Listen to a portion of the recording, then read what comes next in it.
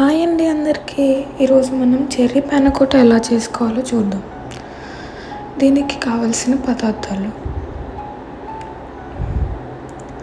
Cream 2 cups, milk 1 cup, sugar 1/4 cup, gelatin 2 tablespoons. మిల్క్లో gelatin వేసి కలుపుకోండి. తర్వాత ప్యాన్ పెట్టుకొని అందులోకి జెలటిన్ మిక్స్ చేసుకున్న పాలు, క్రీమ్, 1/4 కప్ షుగర్, ఇంకా వెనిలా ఎసెన్స్ వేసుకొని కొద్దిగా మరిగే వరకు మరిగించుకోండి.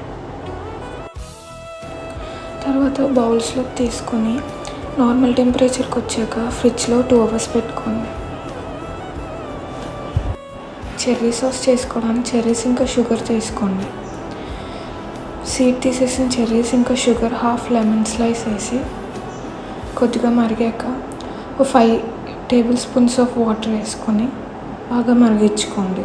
అలా మరిగిన తర్వాత స్ట్రైనర్లో వేసి జ్యూస్ తీసుకోండి.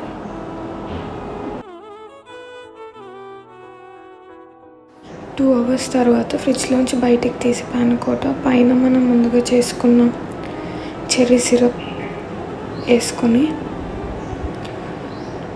పైన చెర్రీస్ పెట్టుకుంటే మన పానకోటా రెడీ అయిపోయినట్టు. Tasting video.